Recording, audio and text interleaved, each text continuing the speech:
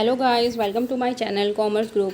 आज मैंने जो ये वीडियो बनाई है वो है हमारा रिलेटेड टू असिस्टेंट अकाउंटेंट का जो एग्ज़ाम हुआ है रिसेंटली 3 शिफ्टों में जो हुआ है। ठीक है, जिसमें असिस्टेंट अकाउंटेंट समीक्षा सहायक समीक्षा अधिकारी लेखा और अकाउंटेंट सभी के लिए थी पोस्टें।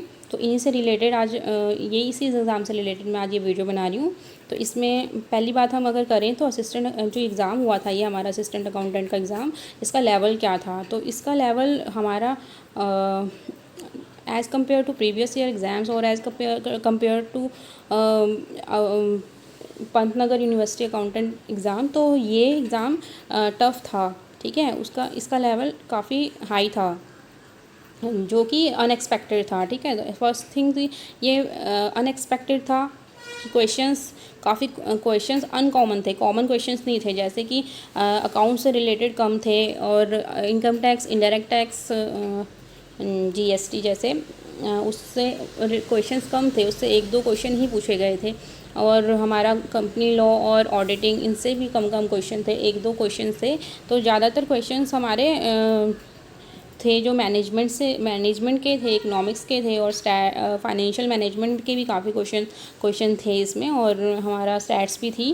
तो एक तो जो कैंडिडेट्स हैं वो ज़्यादा फोकस, अगर अकाउंटेंट का एग्ज़ाम है तो अकाउंटेंट के जो मेन सब्जेक्ट्स हैं उसमें ज़्यादा फोकस रहता है। तो इस वजह से भी चैप्टर्स के वो इतना डीपली नहीं कर पाए जिन चैप्टर से क्वेश्चंस आए थे, इस वजह से भी टफ़ लगा एग्ज़ाम। और दूसरा ये था कि जो एग्ज़ाम्स के क्वेश्चंस थे वो जैसे कि स्टेट लेवल के एग्ज़ाम होते हैं, उसमें काफ़ी इजी क्वेश्चंस पूछे जाते हैं, मतलब ज़्यादा टफ़ क्वेश्चंस नहीं होते हैं।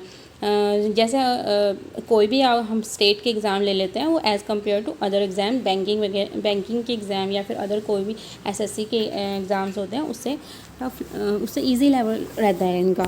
लेकिन इस बारी ऐसा नहीं था, इस बारी इसका लेवल भी काफ़ी टफ़ था। तो अब हम अगर कैंडिडेट्स की बात करें कि कितने कैंडिडेट्स ने कैसा पेपर अटैम्प्ट किया है, तो ये सभी के लिए डिफ़िकल्ट ही रहा। तो इसमें अगर आप 50 भी मार्क्स ला रहे हैं विद एक्यूरेसी, तो इसमें भी आपके चांसेस हैं होने के। इवन अभी जब तक आंसर शीट नहीं आ जाती तो हमें इतना नहीं अभी पता चलेगा कि एक्सपेक्टेड जो कट ऑफ जाएगी वो कितनी जाएगी। लेकिन जैसे क्वेश्चन पेपर था उसके हिसाब से तो अगर आपके 40 मिनिमम मार्क्स आप क्लियर कर लेते हो तो फिर भी चांसेस हैं कि आपके हो सकता है। ठीक है, तो फिर भी 45 मार्क्स वाला भी अपना होप ना छोड़े। तो क्योंकि इसमें सीट्स भी काफ़ी ज़्यादा हैं, 594 कुछ सीट्स हैं इसमें। तो जैसे हमारे पंतनगर यूनिवर्सिटी में हुआ था तो उसमें सीट्स भी काफ़ी कम थी।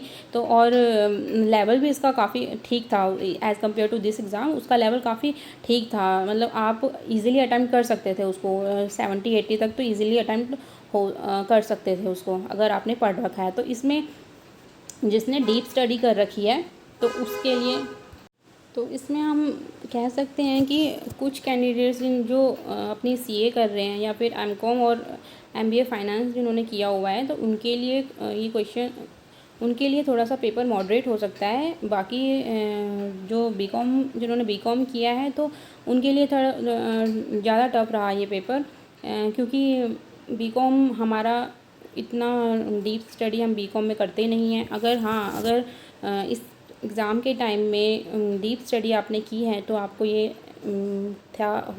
था कि आपको ये मॉडरेट लगे पेपर, क्योंकि इतना अगर डीप स्टडी कर रखी है जिसने तो उसके लिए इतना टफ नहीं था, क्योंकि आउट ऑफ सिलेबस कुछ नहीं था। आपने अगर चैप्टर को अच्छी तरह से पढ़ रखे हैं तो उसमें कहीं ना कहीं आपको वो मिल जाता कि हाँ ये था, कहीं ना कहीं ये टॉपिक हमने पढ़ रखा है। ठीक है, तो ऐसा था। तो एक तो जो कैंडिडेट्स जस्ट सिलेबस के गो थ्रू हुए हैं, कुछ डीप स्टडी नहीं करी है, तो उनके लिए ज़्यादा टफ हो गया एग्ज़ाम। और जिन जो हमारे और जो कैंडिडेट्स ने सिर्फ एमसीक्यूज़ उठाए हैं, जिनकी कॉन्सेप्चुअल क्लैरिटी नहीं थी, तो उनके लिए भी ये टफ़ था पेपर। तो और ओवरऑल ज़्यादातर कैंडिडेट्स वही थे, कुछ कैंडिडेट्स होंगे जो जिन्होंने डीप स्टडी कर रखी है। ऐसा नहीं बोल सकते कि बिल्कुल ही सभी के लिए हार्ड था, कुछ क्योंकि बहुत सारे कैंडिडेट्स ऐसे हैं जो हमारे टच में नहीं हैं, तो हो सकता है कि उनके एग्ज़ाम्स अच्छे भी गए हों, किसी ने काफ़ी स्टडी कर रखी हो तो एग्ज़ाम्स अच्छे में इन द सेंस कि कर दिए होंगे उन्होंने 70 तक एक्यूरेसी के साथ अटैम्प्ट हो सकता था ये, अगर किसी ने बहुत ही डीप स्टडी कर रखी है तब, नहीं तो ये सभी के लिए टफ़ ही एग्ज़ाम था।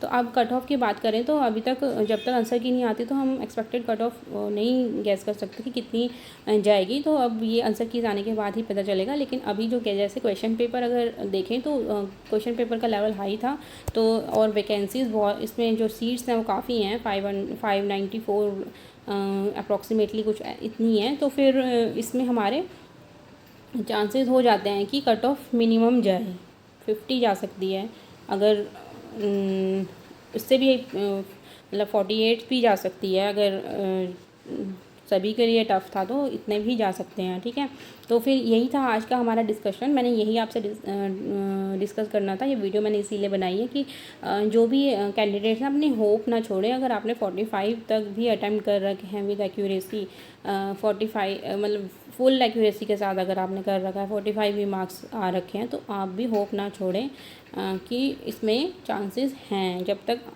आंसर की नहीं आती, अभी तक तो यही लग रहा है कि हो सकता है कि 45 तक भी जा सकती है। तो let's hope for the best. बस मैंने आज यही वीडियो बनानी थी आपके लिए। तो आपको अगर मेरा चैनल पसंद आता है तो प्लीज़ सब्सक्राइब ज़रूर कीजिए। Thank you.